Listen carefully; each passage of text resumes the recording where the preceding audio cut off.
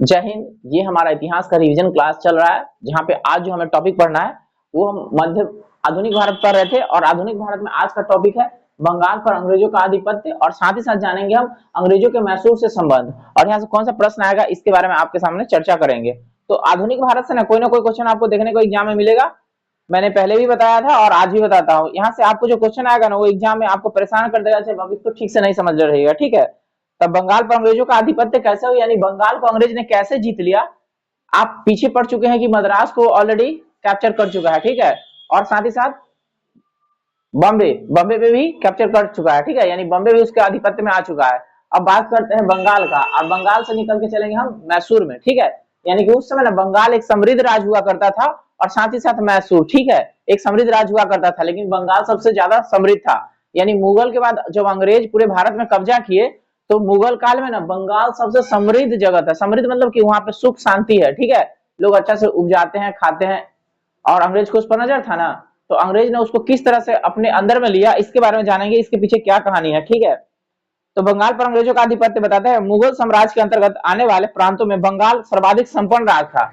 संपन्न क्या होता है, जहां पे धन दौलत सुख शांति सब चीज है, ठीक है। तो बंगाल, आपको पता है कि बख्तियार खिलजी बिहार होते हुए बंगाल गया था और बंगाल को जीत लिया था, ठीक है। बंगाल को जीत लिया था तो ये मुगल साम्राज्य में शामिल हो गया था।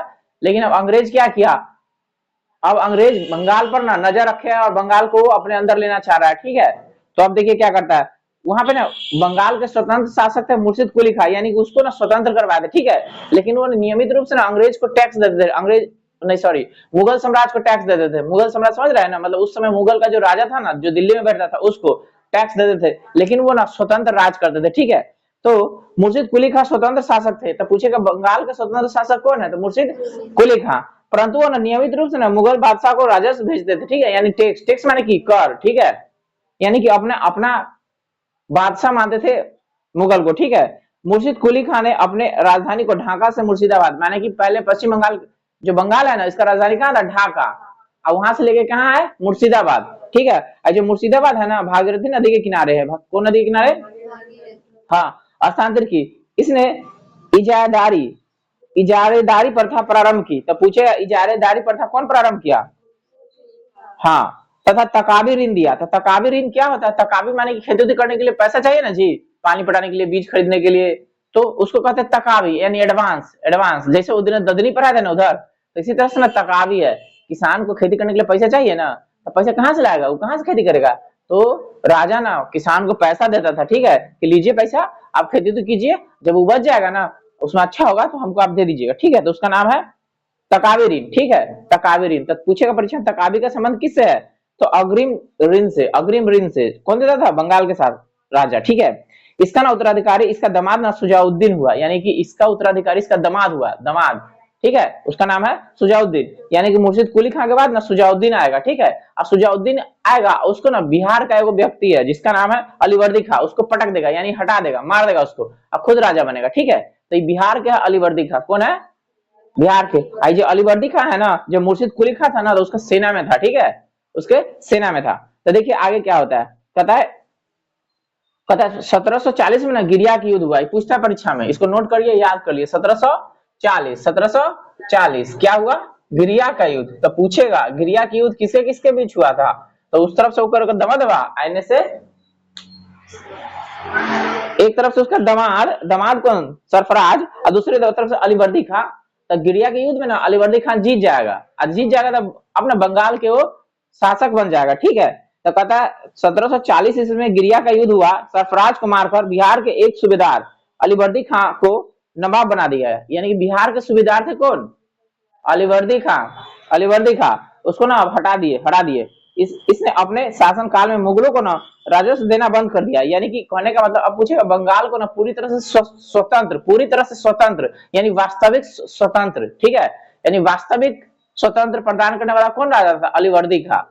यानी कि स्वतंत्र किया था मुर्शिद कुली खां, ये बात सही है, लेकिन पूरी तरह से वास्तविक, वास्तविक। तो जब बात करेगा तो अलीवर्दी खां, क्यों, क्योंकि नहीं, मुगल साम्राज्य को बोला टैक्स नहीं देंगे तुमको, जो करना कर लो, ठीक है। तो ये टैक्स देना बंद कर दिया, ये बोला कि हम यहाँ के बादशाह, हम यहाँ जैसे चाहेंगे वैसे राज करेंगे, यहाँ पे किस तरह से करना है हमको पता है, ठीक है।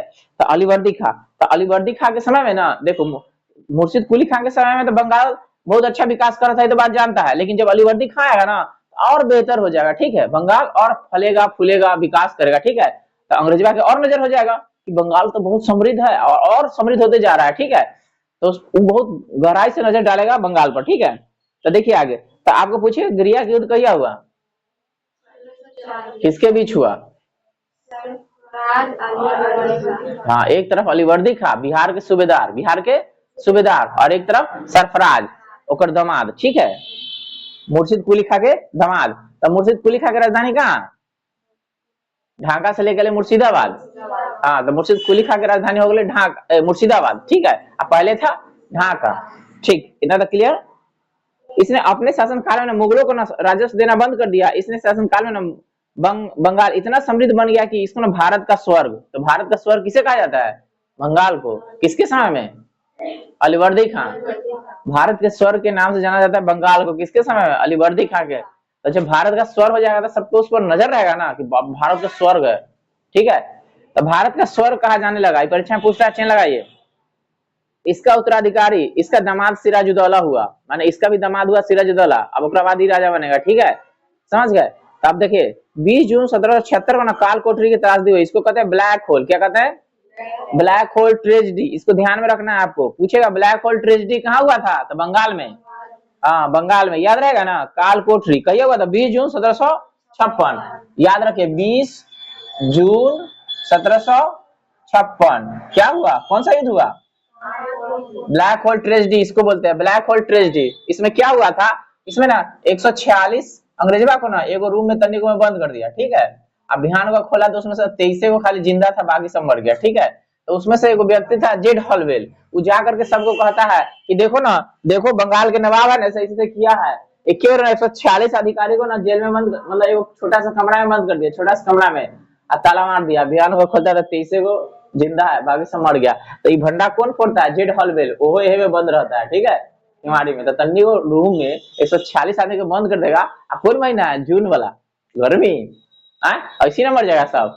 तो ये 23 को बचा हुआ था, तो मरवे ना रहा होगा, खाली ऊपर सांस चल रहा होगा, ठीक है। अब बाकी तो सब गया। तो इसको कहते हैं ब्लैक होल ट्रेजेडी। क्या कहते हैं? तो पूछेगा ब्लैक होल ट्रेजेडी कहाँ हुआ था? हाँ, बंगाल में हुआ था, ठीक है। उस समय वहां का राजा कौन था? सिराजुद्दौला। ऐसा क्यों किया था? ऐसा करने के पीछे क्या था कि अंग्रेजवा अपना मनमानी कर रहा था, ठीक है। अंग्रेज अपना मनमानी कर रहा था, उसको मनमानी को देखते हुए नहीं ऐसा किया था, ठीक है। देखिए डेट के साथ इसको याद रखिएगा, काल कोठरी त्रासदी, ठीक है। इस घटना के रचयिता माने कि सबको जाके कहा था जेड हॉलवेल सबको जाके बोला था। नवाब सिराजुद्दौला ने 20 जून की रात में वही रात को 146 अंग्रेज व्यक्तियों को ना एक छोटी सी कोठरी में बंद कर दिया, और अगले दिन जब सुबह में खोला ना तो 146 में से केवल 23 व्यक्ति जिंदा थे।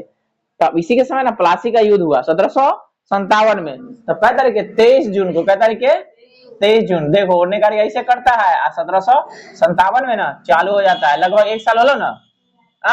1757 में प्लासी की लड़ाई। क्या होगा? प्लासी का लड़ाई, प्लासी का युद्ध लिखता है, ठीक है। प्लासी का लड़ाई एक ही बात हुआ, ठीक है। प्लासी का लड़ाई या प्लासी का युद्ध एक ही बात हुआ। प्लासी जगह ना बंगाल में पड़ता है। प्लासी एक जगह है जहां लड़ा गया था, समझ गए। तो कह गया 23 जून 1757 को प्लासी की लड़ाई हुआ था। एक तरफ अंग्रेज बा, एक तरफ सिराजुद्दौला, याद रहेगा ना। तब बेचारा सिराजुद्दौला हार जाएगा, क्या है कि उसका दामाद जो है ना, उसको धोखा देगा। दामाद जो जफरवा है ना, जाफर, वो उसको धोखा देगा। देखिए आगे कहानी, ठीक है। तो 23 जून 1757 को अंग्रेज के सेनापति रॉबर्ट क्लाइव, क्या नाम है? रॉबर्ट क्लाइव, और बंगाल के नवाब सिराजुद्दौला के बीच हुआ, जिसमें नवाब ने अपने सेनापति मीर जाफर दमदवा था, ठीक है। मीर जाफर उसका दामाद और सेनापति भी था, उन्हें धोखा दे देगा, अंग्रेजवा से हाथ मिला लेगा, ठीक है। ये लड़ने ही नहीं आएगा, तो अंग्रेजवा इसको हरा देगा, बेचारा मर जाएगा। तो मीर जाफर धोखाधड़ी करने के कारण पराजित हो गया। अंग्रेजों ने मीर जाफर को बंगाल का नवाब बना दिया, यानी कहा कि हम तुमको राजा बना देंगे, तू लड़ने नहीं आओ। तो चुपे चाप निकाल रह गया, इन्हें कल लड़ते हुए सिराजुद्दौला मारा गया, हार गया। तो देखिए प्लासी की लड़ाई में मोहनलाल और मीर मदान ने के नेतृत्व में एक छोटी सी सेना का वफादार था, यानी कि मोहनलाल और मीर मदान दो ऐसा व्यक्ति था जो राजा के साथ लड़ते रहते वीर गति को प्राप्त हुआ, ठीक है। मतलब एकदम ईमानदार व्यक्ति था, ठीक है। छोटा छोटा इस सेना की टुकड़ी था। तब प्लासी की लड़ाई में मोहनलाल और मीर मदान के नेतृत्व में एक छोटी सेना के वफादार रही, मतलब कि सेना राजा के साथ लड़ते हुए शहीद हो गया। मीर मदान लड़ते हुए मारा गया। प्लासी ने भागीरथी नदी के किनारे, तो पूछेगा प्लासी बंगाल में कौन नदी के किनारे, ऐसा राजधानी भी तो हुए था ना मुर्शिदाबाद। अब पहले कहाँ था, ढाका, याद रखिएगा। अभी बांग्लादेश की राजधानी कहाँ है, हाँ।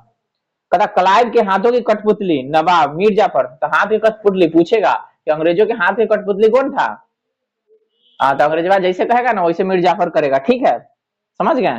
तो क्लाइव के हाथों की कठपुतली नवाब मीर जाफर को अंग्रेजों ने 1760 में हटा दिया, और उसका दामाद मीर कासिम, उसका दामाद जफरवा के दामाद कासिम, तो मीर कासिम को बंगाल का नवाब बनाया। मीर कासिम ने बड़ा तेज था, ठीक है, बहुत तेज था।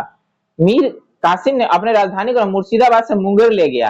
अब कहा गया, वही है ना, इसका नाम था मुगदलपुर। यह मुंगेर अपना बिहार में है ना, तो उसको कहते थे मुगदलपुर, ठीक है। तो परीक्षा में लिखेगा, परीक्षा में अगर लिख देगा कासिम की राजधानी कहाँ है, अब मुंगेर ना लिख लिया, मुगदलपुर लिख लिया, तो समझिए कि ओकरे बारे में पूछ रहा है, ठीक है, समझ गए। तो ओकर दामाद सिराजुद्दौला, सिराजुद्दौला के दामाद जाफर, जाफर के दामाद कासिम।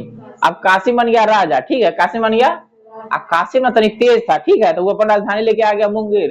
काहे मुंगेर लाया था, क्यों ना अंग्रेजवा से ना फरियाले के लिए अपने आप को तैयार करेगा, अपना सेना को। तो अंग्रेजवा के भीड़ में रहेगा तो अपन सेना कैसे बनाएगा, अंग्रेजी देख लेगा ना, तो अंग्रेजवा से ना दूर कर लिया अपना राजधानी, ठीक है, तो कहाँ लेके आएगा, मुंगेर में। अब अपना ना सेना उना बनाएगा कि अंग्रेजवा के पटकेंगे एक दिन, ठीक है, समझ गया। तो फिर आगे आ जाएगा 1764, वहां पे युद्ध हो जाएगा एगो, ठीक है। तो क्या करेगा, अब कासिम को हटा देगा, अब फिर ओकर ससुर के बनाएगा।